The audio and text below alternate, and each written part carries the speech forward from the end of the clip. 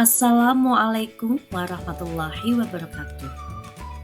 Perkenalkan, saya Dian Indrawati, calon guru penggerak Angkatan 10 dari SD Plus Al Irsyad 02 Cilacap, Kabupaten Cilacap, Provinsi Jawa Tengah.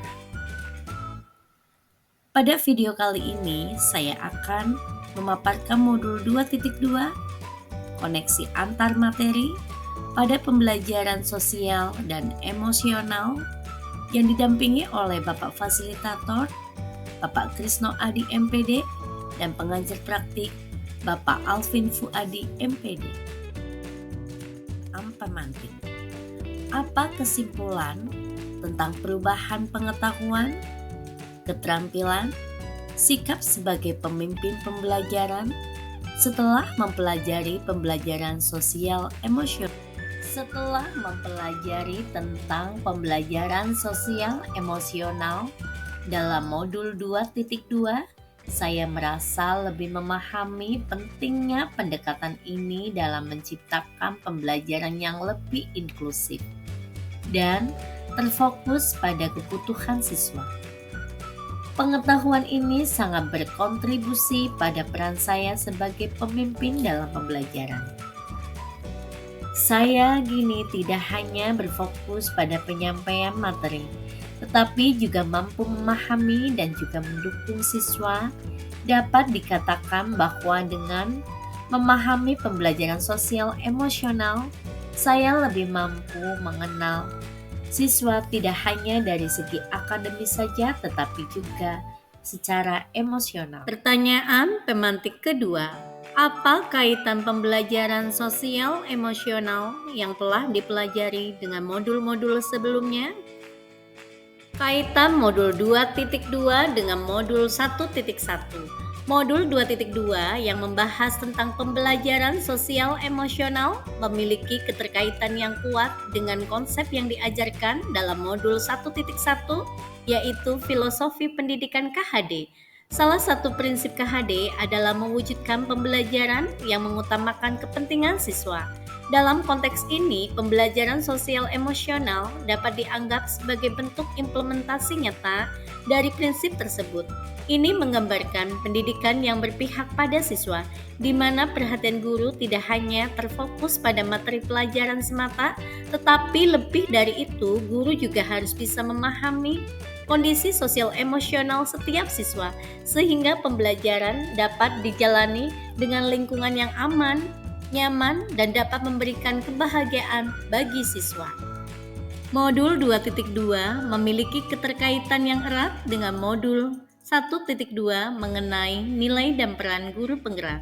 Dalam memahami nilai-nilai dan peran seorang guru penggerak akan memberikan fondasi yang kuat dalam menerapkan pembelajaran sosial emosional. Pengalaman dalam mengimplementasikan pembelajaran sosial emosional juga dapat menjadi faktor yang membentuk dan meningkatkan nilai-nilai serta peran seorang guru penggerak. Dengan demikian, kedua modul tersebut saling melengkapi dan mendukung untuk menerapkan suasana pembelajaran yang lebih holistik dan berorientasi pada pengembangan sosial dan emosional siswa. Pembelajaran sosial emosional memiliki keterkaitan yang kuat dengan visi guru penggerak yang dijelaskan dalam modul 1.3. Implementasi pembelajaran sosial emosional tidak hanya berkontribusi pada pengembangan kompetensi sosial dan emosional siswa, tetapi juga sesuai dengan tujuan guru penggerak, yaitu untuk menciptakan pembelajaran yang kondusif, memberdayakan siswa, dan merancang pengembangan potensi mereka dengan mengintegrasikan pembelajaran sosial emosional.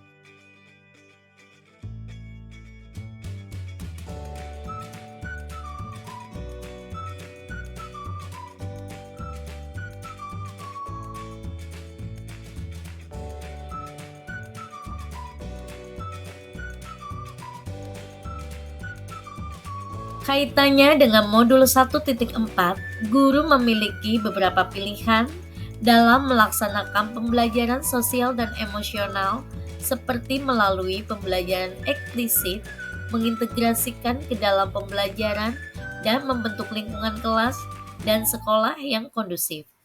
Semua pendekatan ini berperan penting dalam budaya positif di lingkungan sekolah yang telah dijelaskan dalam modul 1.4. Pembelajaran pada modul 2.2 memiliki keterkaitan yang erat dengan konten pada modul 2.1 yang membahas pembelajaran berdiferensiasi dengan menggabungkan pembelajaran berdiferensiasi dan kompetensi pembelajaran sosial emosional. Guru akan mampu memberikan pembelajaran yang lebih relevan dan lebih bermakna bagi siswa. Kemudian pengalaman dan pemahaman saya hingga tahap 2.2.A8, koneksi antar materi pada modul 2.2.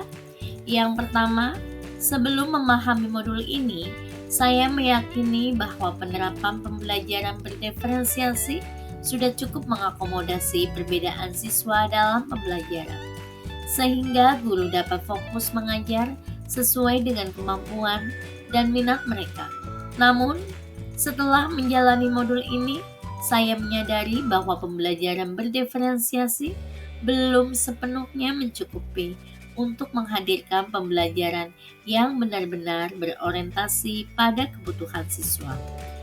Yang kedua, kombinasi antar pembelajaran berdiferensiasi dan pembelajaran sosial emosional ternyata mampu menciptakan kondisi mental sosial dan emosional yang lebih siap bagi siswa dalam mengikuti pembelajaran.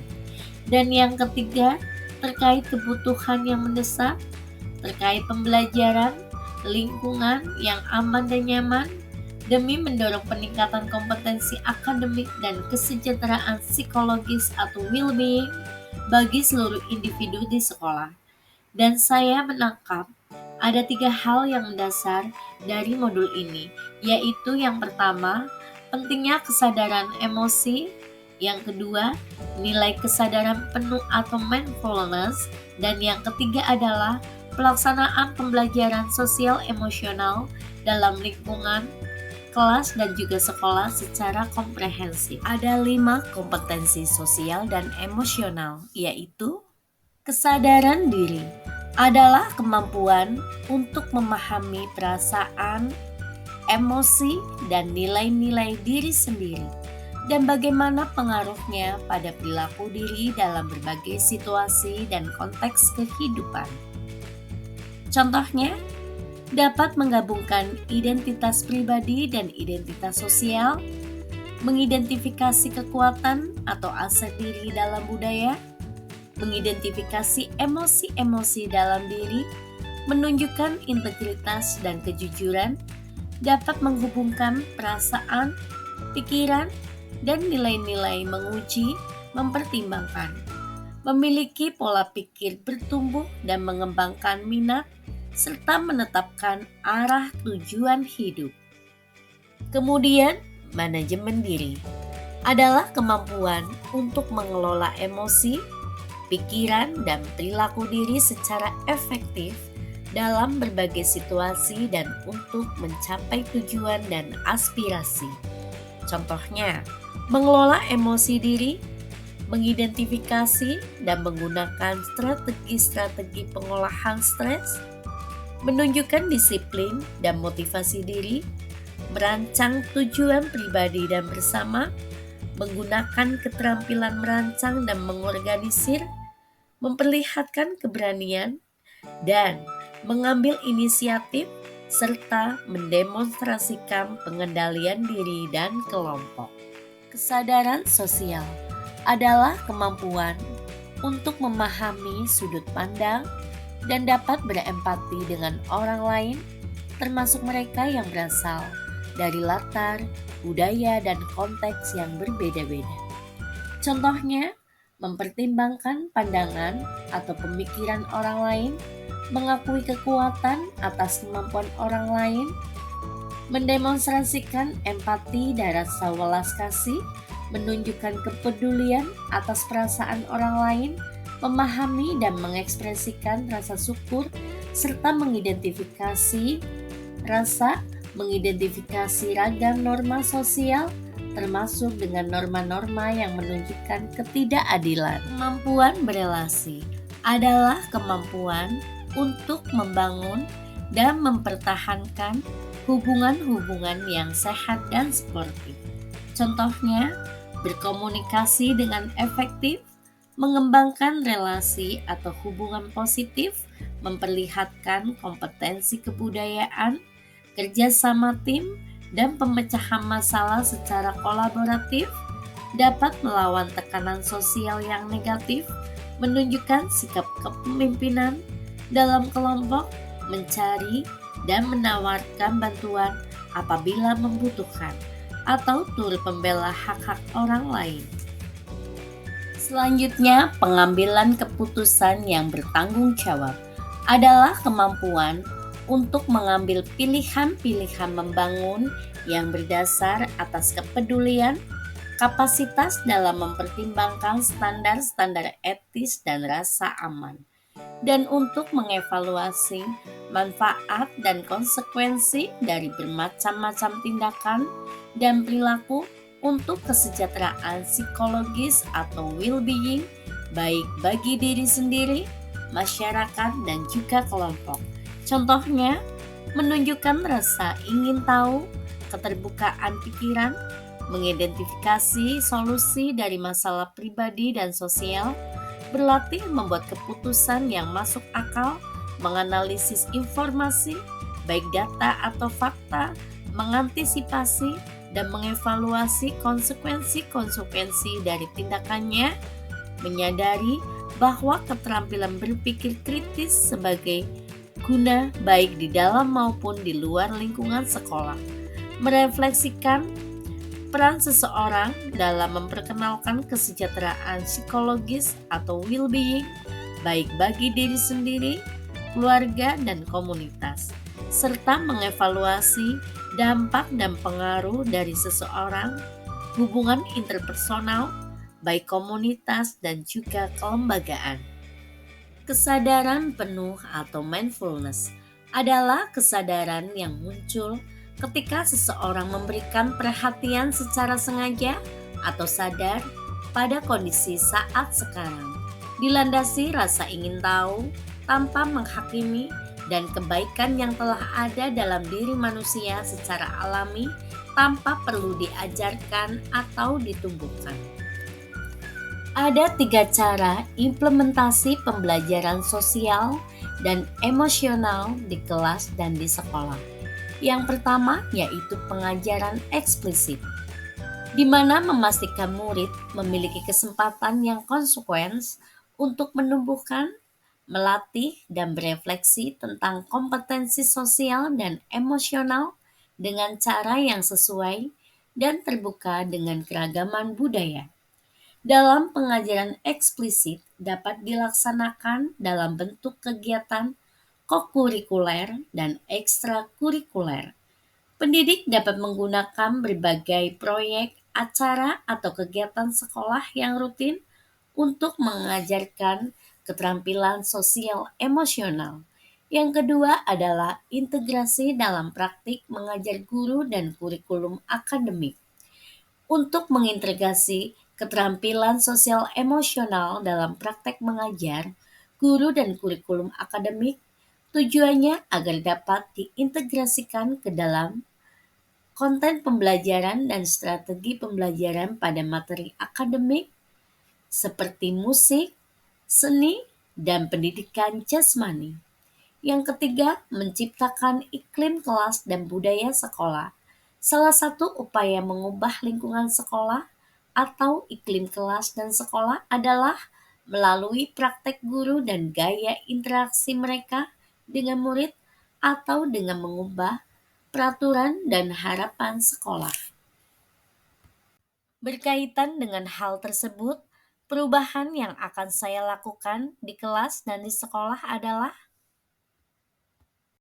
yang pertama, perubahan bagi murid-murid adalah saya akan mengembangkan rencana pembelajaran yang mengintegrasikan pembelajaran berdiferensiasi dengan pembelajaran sosial dan emosional.